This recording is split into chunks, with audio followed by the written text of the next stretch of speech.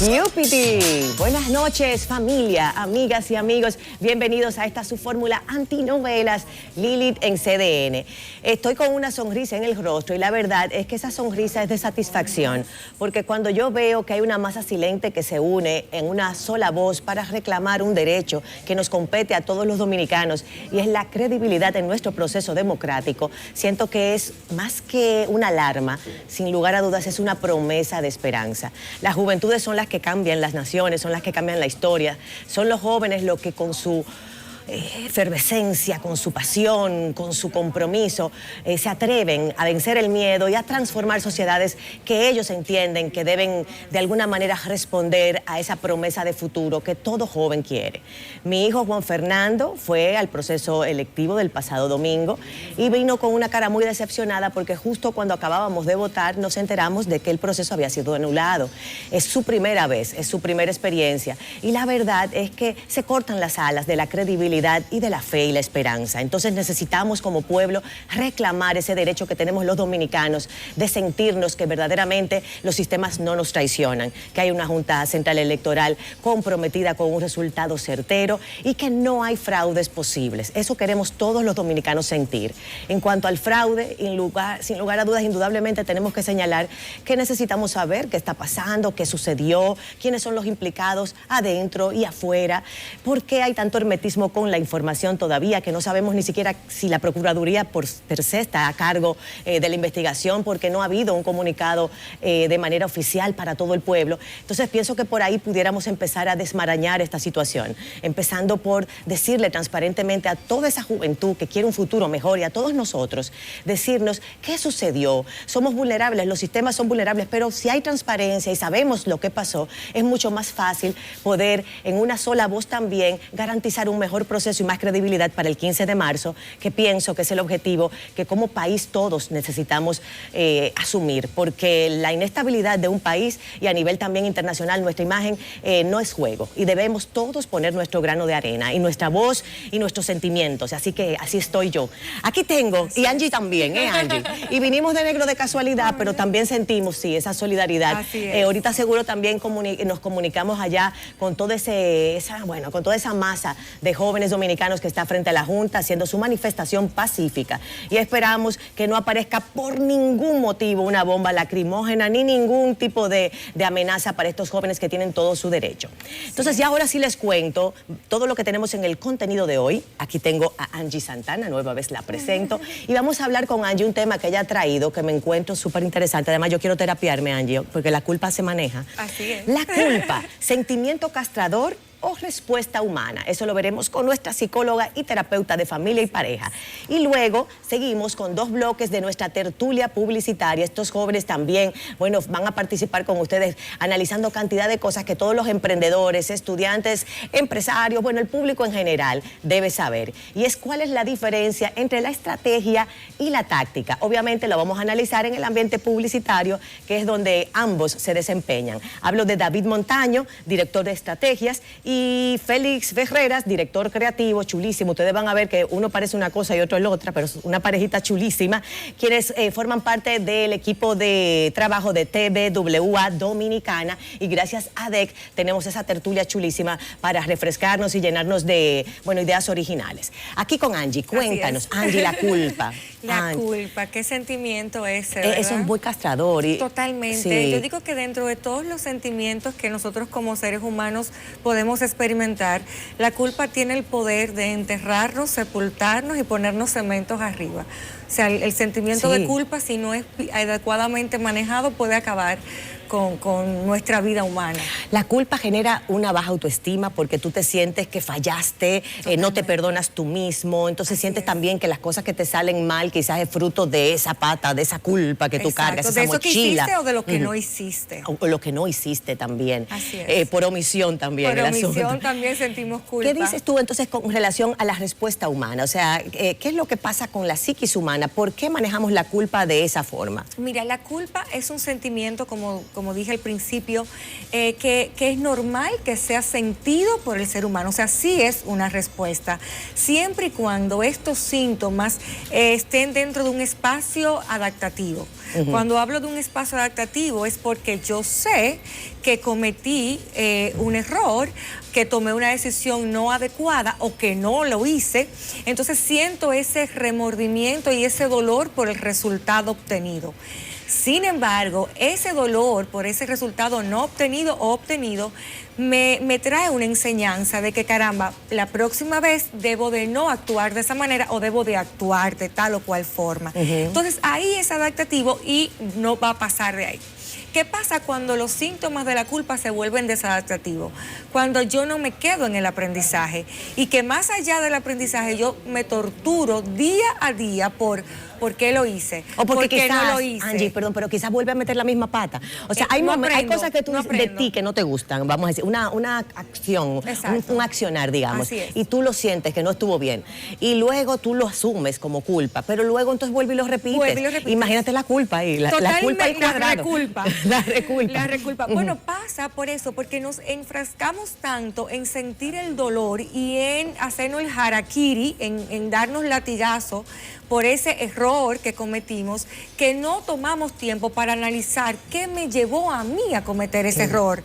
Y entonces ahí sacar la enseñanza que me dejó esa actuación. Entonces, ahí habría que analizar si la culpa es una respuesta humana, sin embargo, se vuelve un sentimiento negativo cuando yo no lo reconozco como un instrumento para aprender. Y te voy a decir que a veces uno es más duro con uno mismo que incluso cualquier otro. Claro. Incluso la misma persona que en teoría te genera la culpa, quizás te trata con más benevolencia que tú mismo.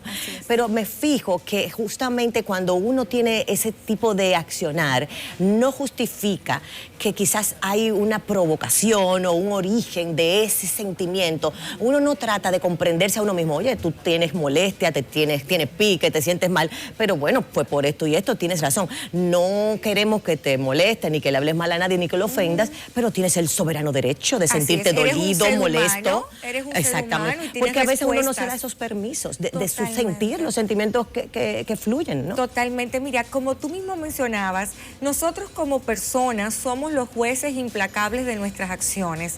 Nosotros queremos actuar de manera tan correcta muchas veces y a veces queremos ser ese juez que no reconoce lo positivo, sino que reclama lo negativo que tenemos, que no vemos con claridad que somos seres humanos y tenemos derecho a equivocarnos, pero también tenemos derecho a resarcir nuestro daño causado y a no volverlo a cometer.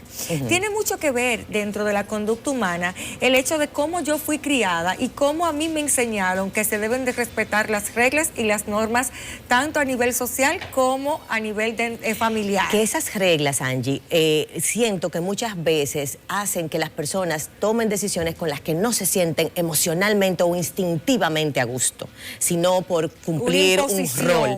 Entonces me parece que ahí tampoco debe ser sano. Claro que no, porque pasa mucho, y pongo este ejemplo sin ofender a nadie, pasa mucho cuando yo crezco, ¿verdad? Nací y crecí en una familia de una religión X, y entonces hay que obedecer esa religión y hay que acatar los mandamientos y los lineamientos de esa religión. Nunca se me explicó por qué. Simple y llanamente eso hay que hacerlo. Entonces yo lo acepto no porque lo creo, sino por temor. Entonces cuando yo crezco y disfruto mi libre albedrío y puedo no hacer cosas que vayan de acuerdo a esos lineamientos, el sentimiento de culpa de que yo soy una mala persona me quiere acabar. Porque yo no integré dentro de mi psiquis en ningún momento el por qué yo tenía que seguir esos lineamientos, sino que fue algo muy impuesto. Entonces me castigo y no puedo sacar el aprendizaje del sentimiento de la culpa. ¿Cómo se maneja la culpa? Alguien que llega a tu consultorio con una situación de culpa que es muy fácil de identificar, porque yo creo que hasta la misma persona lo siente, porque se siente culpable él mismo o ella. Claro. Es más fácil. Pero la pura verdad, ¿cómo se trataría? ¿Cómo podemos irnos despojando de esa culpa? Claro, lo primero es que tenemos que, los especialistas tenemos que darnos cuenta si es un síntoma adaptativo o si es un síntoma desadaptativo o si es un síntoma de una condición subyacente, porque también pasa eso, hay muchos trastornos de personalidad, trastorno de alimentación y todo tipo de cosas que tiene como síntomas la culpa, es parte del paquete. Ahora, si es un sentimiento de culpa por una acción o no acción de algo en específico, entonces se trata de que la persona logre interiorizar y ver por qué cometió ese error, por qué dijo lo que dijo o por qué no lo hizo. Una vez tú le abres eso a través de todo un proceso, ese panorama, y logras que la persona lo vea tan claro como a lo mejor tú desde afuera lo puedes ver, entonces comienza un proceso de perdón. Y de tú reconocer, y que la persona por supuesto reconozca, que tienes la libertad de acertar, pero también tienes la libertad de errar en algún momento. Eso me parece muy interesante, porque me parece que somos muy poco comprensivos con nosotros mismos. Y también muchas veces cuando manejamos culpa, hay que ser honestos también, estamos etiquetándonos a nosotros mismos y tendemos también, sin darnos cuenta, a etiquetar a los otros, que es un juicio, es un prejuicio. Totalmente. Entonces cuando aprendemos a decir, bueno, cada cual es como es y cada cual tiene su mal día, y aprendemos a ser más tolerantes con ese tipo de cosas, yo creo que nos descargamos de culpa. Totalmente. Porque también empezamos a culpar menos a los otros. Así es, porque nos volvemos más humanos. Al yo sentirme humana, puedo ver con ojos de piedad y con ojos de benevolencia, al ser humano que me rodea también. La vulnerabilidad que nos adorna. La vulnerabilidad. También tenemos que entender, Lili, el hecho de que detrás de cada acción hay una situación, ¿verdad? Y que yo actúe de una manera dada porque a lo mejor yo tengo una situación de fondo que me llevó a... Y yo debo de entender eso también. O sea, que tenemos que tener mucho cuidado cómo nos juzgamos a nosotros mismos. He oído casos, Angie, de personas que tienen una culpa porque entendieron que le hicieron un daño a alguien y luego no tienen la oportunidad de ver a esa persona de nuevo para pedirle excusas, o pedirle perdón más bien. Y entonces se queda como ese duelo pendiente de que no cerré el círculo, no estoy perdonada, por lo tanto sigo siendo culpable. Así es, eso pasa mucho cuando la persona pues muere, ¿verdad? Que ya yo no tengo la oportunidad de ponerme frente a frente a la persona. Para ese tipo de cosas hay rituales que no tienen que ver con ningún tipo de religión ni creencia, simple y llanamente rituales para ti, para que tú puedas calmar. Lo importante, todo empieza por ti, yo siempre digo eso, el cambio, el perdón, todo empieza por uno mismo. Y si uno logra entender por qué yo me comporté así, entonces uno va a empezar a sentir ese alivio, aunque no tengas la oportunidad de decirle frente a frente a esa persona, perdóname lo que te hice. ¿Estaría correcto justificarme? O sea, no justificarme desde el punto de vista de buscar una excusa que no es cierta, no, sino justificarme ante mí mismo de, bueno, entender, bueno, yo reaccioné de esta forma, por esto, me molestó esto, empezar como a entender que, bueno, es justificado el que me haya, el que haya actuado, aunque quizás hería a alguien o dañe a alguien, pero es justificado. Claro que es válido. Ayuda a manejar la culpa. Claro que sí, porque fíjate que, no sé si la palabra sería justificarse, pero sí, es buscar una justificación a mi acción. Eso es como un entendimiento del origen. Entender el por qué yo hice tal o cual cosa, porque eso es parte del proceso del mismo aprendizaje. Si yo, por ejemplo, o tú, por ejemplo, si nosotras juzgamos una acción que tuvimos cuando teníamos 20 años, con la experiencia de ahora sería totalmente injusto para nosotras, porque la experiencia que hemos ganado hasta el sol de hoy no es la que teníamos a los 20. Entonces yo tengo que saber en qué circunstancia de vida yo estaba cuando yo cometí A mí me ha encantado eso, me ha encantado. ¿Tú sabes por qué? Porque recuerdo cosas a veces que son nimiedades, que no son trascendentes, pero cosas que uno de muchacho, digamos, de más joven, tú dices, ¿por qué yo le dije a esa muchacha, digamos, esa tontería, esa mentira, si no había por qué decirle esto en lugar de decirle la verdad? O sea, cosas que tú ahora con otra mirada, en otra situación, no te identificas. Tú dices, pero ¿qué habré yo pensado y por qué? Así es. Inmadurez entonces. Claro, o sea, bueno, es que no tenías en ese momento la experiencia que tienes ahora y no te había pasado una situación como esa para tú decir, no, yo tengo que pensar las cosas antes de decirlas. O sea, que a veces las cosas no pasan y por eso existe la culpa, y qué bueno que existe, siempre y cuando entendamos por qué existe, para darnos cuenta que no hacer y que sí hacer. No debo hacer esto porque esto me quita mi paz, no debo hacer esto porque lastimo, no debo hacer eso porque no va con mis valores. Y lo hice porque esa situación que yo estaba pasando en ese momento no me dejó pensar claramente, y por eso actué de esa manera. Y me disculpo. A veces no nos aceptan la disculpa y eso empeora la culpa. De culpa. Pero todo empieza por mí. Claro, tenemos que perdonarnos, digamos, nosotros Así primero, es, a el nosotros trabajo es mismos. con nosotros. Y de ahí entonces los demás empiezan Así también es. a entender que estamos en Exacto. armonía. Señores, Así yo he es. aprendido mucho hoy con Angie. Angie Gracias. Santana con ustedes. Vamos a una pausa y regresamos con esta dupla espectacular. David Montaño, director de estrategias, y Félix Ferreras, director creativo de TVWA Dominicana, en nuestra tertulia publicitaria número 3 en asociación con ADEC. Y bueno, vamos a tratar el tema, la diferencia entre estrategia y táctica en el ambiente publicitario. Tanto que aprender y tanto que me gusta ese tema, porque se parecen pero son muy distintas. Vamos a una pausa y volvemos.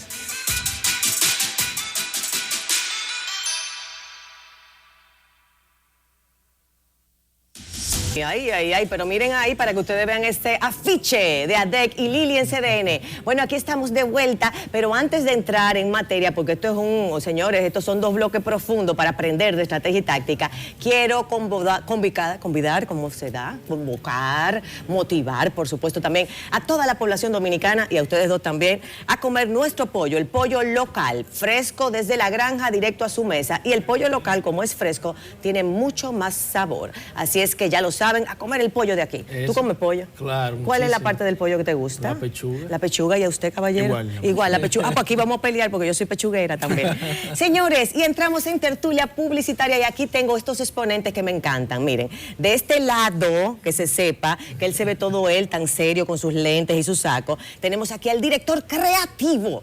Y de este lado, que vemos, por supuesto que es Félix Ferreras. Y de este lado tengo a David Montaño, de Colombia para el Mundo, que se ve así como todo él relajado y como todo él creativo, pero no, este es el director de estrategia. Y me decía Claudia Montaz que es una dupla súper interesante por eso mismo, porque rompe estereotipos y me ha fascinado. La verdad que sí, la verdad que sí. Gracias. Cuéntame de estrategia y cuéntame de táctica. Vamos a empezar con la estrategia aquí, Claro, ¿no? ¿Verdad? claro, ¿Te parece? claro. ¿Qué entiendes tú que es la diferencia fundamental entre lo que es una estrategia y una táctica? Vamos a decir a nivel publicitario, pero en general. Sí, fijémonos que de inicio el término de estrategia o la definición estrictamente es el arte de llevar a cabo las operaciones militares, ¿no? Ajá. La publicidad, y la publicidad ha tenido, digamos, la costumbre de traer términos del ámbito militar al desempeño mismo del quehacer publicitario, una estrategia, una campaña, Un target. un target. En este caso, entonces, la estrategia se refiere a una serie de acciones, a un plan de acciones que yo tengo que llevar para cumplir a cabo un objetivo.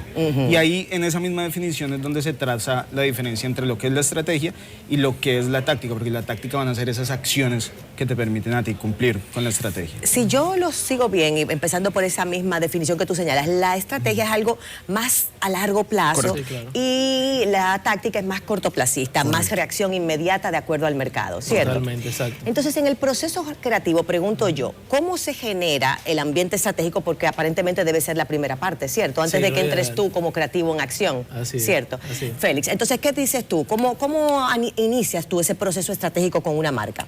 Sucede que hay que distinguir acá 2 quehaceres de la labor estratégica dentro de una agencia de publicidad, porque una cosa es la estrategia de comunicación, es decir, cuáles son los pasos que nosotros vamos a seguir para cumplir con el objetivo que tenemos como comunicación, y la otra es la conceptualización estratégica, que es, vamos a decir, son las herramientas que yo le entrego al departamento creativo para que ellos hagan bien su trabajo.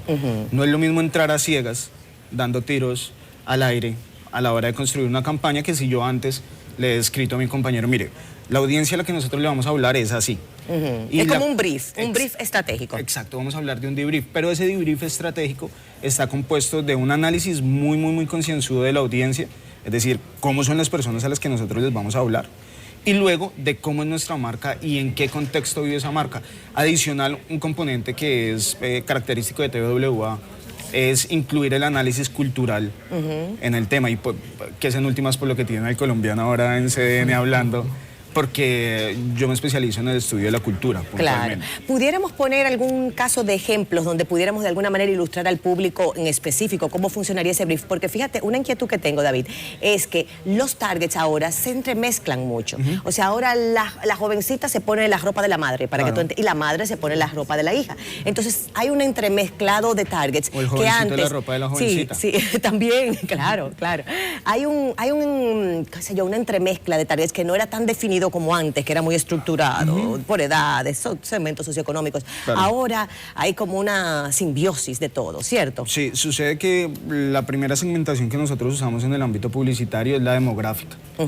Es decir, edad, género, nivel socioeconómico, pero sucede que además esa segmentación, aunque es efectiva, en un primer momento se queda corta, realmente. Y se queda corta porque la manera más efectiva de segmentar una audiencia es a través del comportamiento. Te pongo un ejemplo. Ajá, de táctica y estrategia, así vamos a ver Entonces, para poder... en términos de estrategia, digamos, hablando, por ejemplo, del grupo objetivo al que compra, qué sé yo, un iPhone.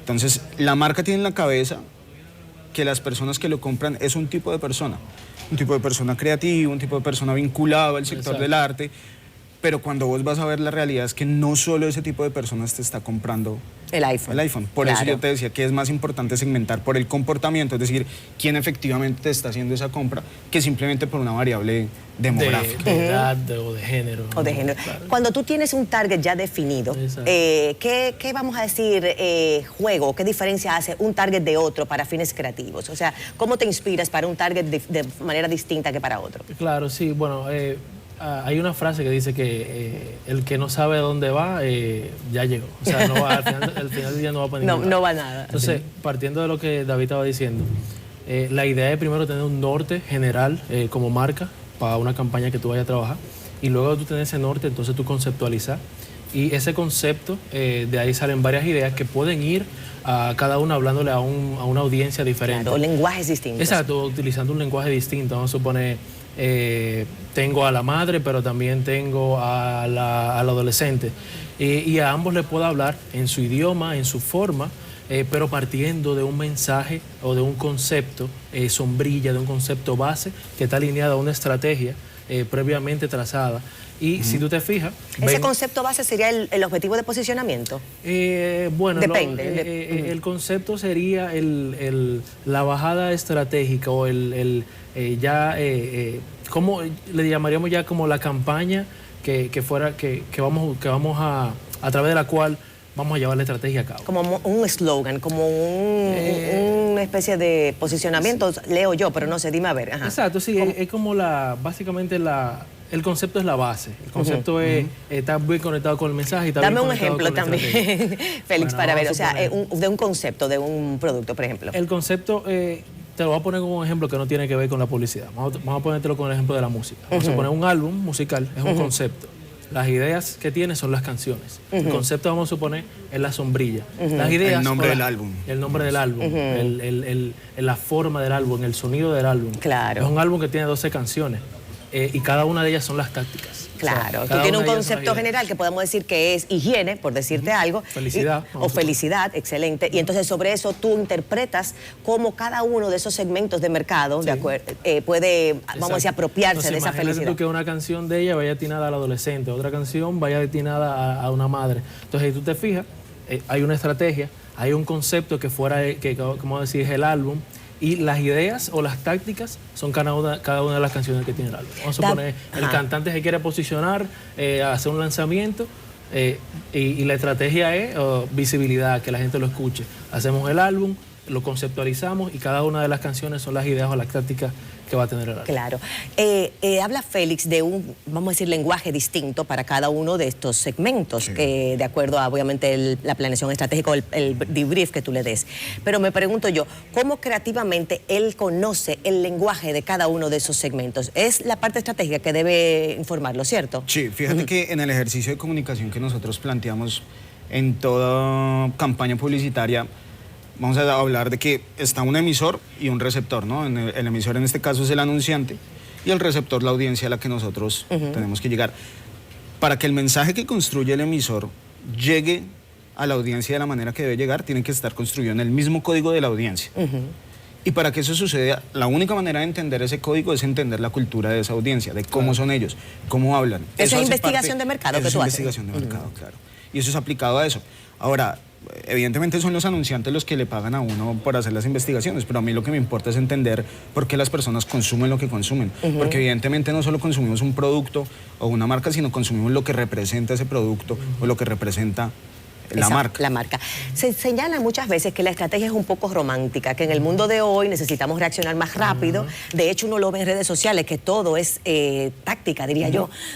Se ve poco estrategia ahora mismo cuando tú analizas redes sociales, porque es más que nada la ola, montarse en la ola. Sí, muchas veces lo que pasa es que la estrategia la gente no la ve, pero detrás de cada una de las tácticas que la gente recibe, detrás de cada impulso publicitario que la gente recibe, debería haber una estrategia detrás de eso. Lo que pasa es que se nota si la hay o no la hay, ¿cierto? Claro, bueno, por lo se menos nota. ustedes como expertos se tienen que Pero dar además cuenta. estos tipos se llevan siempre todo el crédito, ¿no? Es que reciben los premios, el estratega está ya moliendo detrás. Calladita detrás. Y reme. No, y detrás de cada una de las acciones que hace una marca, lo ideal es que haya una estrategia detrás bien pensada, que aunque lo ideal también es que no parezca que es una estrategia, pero que la gente haga lo que la marca le interesa que la gente haga. Hablábamos de iPhone y vamos a poner ese ejemplo para poder ilustrar a la gente. Cuando pensamos en iPhone, vamos a pensar en Amazon, que me lo hicieron el ejemplo en estos días, que es más fácil. Okay. Alguien me preguntaba, bueno, cuando tú piensas en Amazon, ¿en qué tú piensas? Y yo me quedé por 2 o 3 segundos pensando y dije, en todo. Porque la pura verdad, cuando tú piensas en Amazon, tú piensas que te puede llegar lo que sea a tu casa gracias a Amazon. Entonces, pensando en eso, la estrategia de Amazon, ¿cuál sería? En ese sentido, yo creo, y sin conocer realmente de qué va, pero lo que uno puede entender es que lo que ellos venden no son ni siquiera los productos que están en su página, sino la comodidad de hacerlo todo desde el clic desde un clic, a la distancia de un clic, y todo desde la comodidad de tu casa. Es decir, no importa quién tú seas. No importa quién si tú seas, eres una ni ama de importa casa, un tampoco adolescente dónde de 15 estás. años. Claro, porque tú compras lo que tú quieras de acuerdo a tu target también. Exacto. Y no es importa customizado. tampoco, exacto. Y además te hacen un seguimiento muy juicioso de los parámetros de tu conducta. Entonces, si por ejemplo vos entras y buscas, qué sé yo, unos aretes que te gustaron, toda la semana siguiente te van a estar bombardeando con que compres los pinches aretes. Porque eso de ahí y te lo Ya van te a estar, agarraron por ahí. Exacto. En ese sentido, digamos que la estrategia de ellos es la hiperpersonalización, es decir, cada cabeza es un mundo y para cada cabeza tenemos una oferta.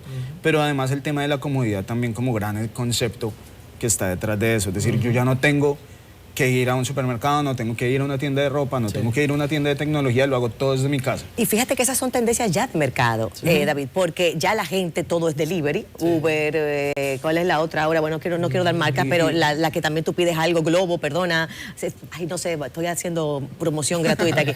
Pero el fin es que ahora esa tendencia de tú querer recibir las cosas en tu domicilio existe en cualquier país pero del sobre mundo. todo por la inmediatez, ¿no? Ahora, fíjense, cuando hablamos de la inmediatez se va un poquito más allá porque ahora el tiempo de espera que nosotros tenemos cada vez es más corto. Entonces pasa, por ejemplo, si a vos te escriben en el WhatsApp o vos escribes en el WhatsApp y no te responden al mismo segundo. A los 5 minutos, ¿qué pasó? Me dejó en visto. ¿Y qué sucede? Que ahora cada vez con mayor ansiedad necesitamos que las cosas estén pasando ahora mismo.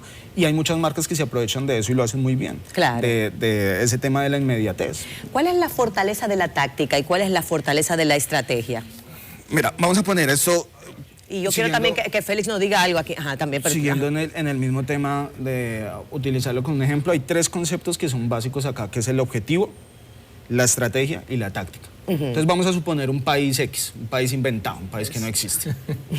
Entonces, en ese país hay un líder político cuyo objetivo es perpetuarse en el poder, indefinidamente. Ese es el objetivo para el que él trabaja. Ese es el objetivo de casi todos los políticos que yo he conocido, por lo menos. La estrategia, en ese caso, va a ser infundir miedo y confusión en sus electores, porque no hay nada más efectivo y nada que venda más que el miedo. Entonces ya tenemos cuál es el objetivo y cuál es la estrategia. Entonces, y las tácticas empiezan ahí a aparecer. Entonces las tácticas, una de las tácticas puede ser suspender las elecciones. O que se vaya a la luz. ¿No? Que al día siguiente se vaya a la luz. Exacto. Y que al día siguiente son terribles. La juventud, repriman la protesta social.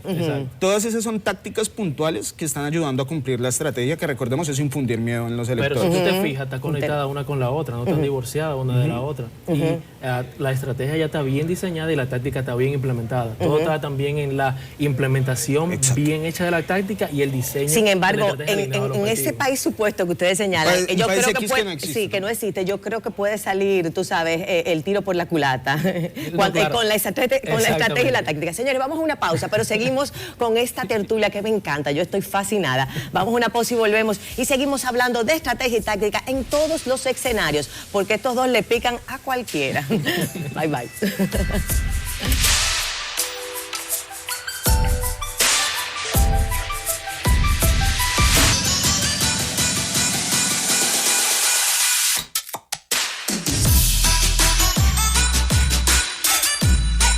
Ay, Dios, mi bailecito, mi bailecito. Y aquí seguimos en nuestra tertulia publicitaria aquí en la fórmula antinovelas. Si no la ha soltado la novela, suéltela y arranque para acá, para que se divierta y aprenda. Sí, señores, no puede ser que el dominicano solo vea novelas y además las novelas embrutecen, yo lo digo responsablemente, ya lo dije.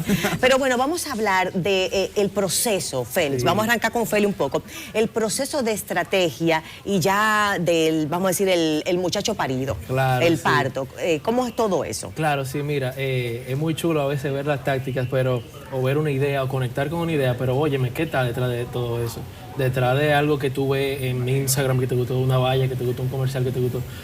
bueno, ahí hay un proceso bastante largo que viene, como decía David, de la parte de la estrategia, que a veces la desarrolla él, a veces la desarrollamos. ¿Qué tal si vemos un ejemplo que ustedes hayan desarrollado en la agencia? Podemos, sí. Exacto, podemos traer a la luz un caso que de hecho fue ganador de EFI, de un par de festivales creativos el año pasado. Ajá. Fue una campaña que hicimos para un proyecto de Fundación María Valle que se llama R de Enseña. Claro. A quien le enviamos un afectuoso saludo. Ay, sí, bueno, María Valle es queridísima, la pura verdad, hay un trabajo lindísimo que está haciendo. Y, o sea, comenzamos en ese caso a trabajarlo desde cero. Teníamos un problema y es que el dominicano estaba totalmente desconectado de la población sorda. O sea, para el dominicano el sordo era prácticamente invisible. Entonces, David dijo, ok, vamos a irnos por el camino de la empatía. Tenemos que hacer que el dominicano sienta empatía hacia esta población y se dé cuenta de que hay un montón de sordos, una población de personas sordas que necesitan que velen por sus derechos. Por una inclusión. Claro. Y empatía entendía en el sentido, en esa capacidad intrínseca que tenemos nosotros los humanos para sentir lo que el otro siente. Sí. Se llaman neuronas espejo. Porque el principal problema era que, como yo no soy sordo, ni tengo un panita que es sordo, ni mi hermano es sordo, a mí de qué me van los sordos, porque claro. tengo yo que preocuparme. Y mira que eso es lo más lindo de la historia de María Valle, que ella ni era sorda, ni tenía ningún familiar sordo, ella y corazón. Exacto, el propósito la encontró. Ajá, entonces, cuando te pasa, David, vamos por el camino de la empatía, perfecto, bueno, vamos a sacar ideas, vamos a hacer un brainstorming. Era multitarget, digamos. Sí, la idea era hablar al dominicano, totalmente masivo. Pero sobre todo también generar cambios en leyes, que se hagan proyectos de ley en favor de los sordos y que haya una mayor conciencia de la población. Entonces, bueno, vamos a hacer brainstorming, vamos a sacar ideas y creamos una acción, creamos el Día que Dominicana Habla Enseña. Eso va a ser, vamos a suponer, la sombrilla. Y debajo de esa sombrilla... Lo recuerdo perfectamente. Hicimos una serie de tácticas, o vamos a llamarle ideas, y es que fuimos a televisión, fuimos a radio, creamos señas súper fáciles que la gente se la pudiera aprender y que viera en una valla, para en un semáforo y aprenda una seña en 5 minutos.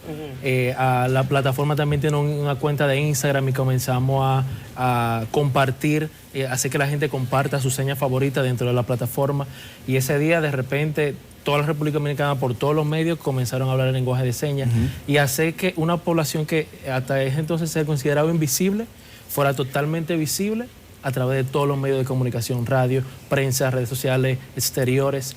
Y ahí tú ves cómo partimos desde la empatía y ya estamos viendo un dominicano parado en una esquina aprendiendo a decir hola el lenguaje de señas en un semáforo. Cuando veían el titular del periódico, el nombre del periódico, que logramos por primera vez que el Diario Libre en toda su historia cambiara su propio logo para ponerlo en lenguaje de señas. Y en ese ejemplo que te pone Félix se dibujan las tres aristas que nosotros estamos tratando acá, que es el objetivo, la estrategia y las tácticas. El objetivo que tenía María... Visibilización, diría yo, que era el objetivo. Que sí, claro, pero sin más exacto, que se conociera más, porque ella ya tenía la plataforma, de Red de Enseña ya funcionaba, pero no la conocía tanta gente. Entonces ella llegó a TVWA con esa necesidad de cómo hacemos para que nos conozcan más personas. Y en ese sentido la estrategia que nosotros dibujamos fue, ok, vamos a hablar desde la empatía. Y ahí estaban las tácticas que te describía Félix. Nos tomamos el logo del Diario Libre, aparecemos en los cines, en las principales vallas. Que además es una acción puntual. Que además esto fue inversión de 0 pesos por parte de María. No había dinero para invertir en medios. Esto fue tocando puerta por puerta para decirle, mire, este proyecto quiere participar, y la gente se fue sumando, e inclusive los mismos influencers, ¿no? Porque nosotros no porque nosotros no teníamos a nadie pago para esa campaña y la gente empezó de manera autónoma y orgánica a participar. Claro. La verdad que sí, que se merecen un EFI porque fue tremenda campaña. Vamos a hacer una conexión con la Junta, porque ustedes saben, bueno, enfrente de la Junta, que se sepa, en la Plaza de la Bandera. Primero lo primero. Claro. que aquí tenemos a Neudi Martich, nuestro periodista que está cubriendo de sol a sol allá en todos esos predios de la Junta y nos va a decir cómo están las incidencias. Sé que estaba eso lleno. ¿Qué decías, David, perdón? Que no se van a ir igual. No se va nadie de ahí, no. Entonces, siguiendo con el tema en lo que volvemos a conectar de estrategia y táctica, pregunto yo, ¿ustedes no se han peleado? Porque cuando vienes tú con una estrategia y quizás Félix dice, pero no, eso no me hace lógica, o algo así, no sé. Sí, o al revés, como que uno propone una estrategia y luego sale algo con otra cosa. Una actividad que no tenía nada que ver. Manito y la estrategia. Manito y la estrategia. Si tú fueras a simplificar, yo creo que la simplicidad es la máxima sofisticación, y lo decía Menos Da es Vinci. Sí, si tú fueras a simplificar lo que es estrategia en una palabra, ¿qué tú dirías que es? Entendimiento. Ajá, un solo valor.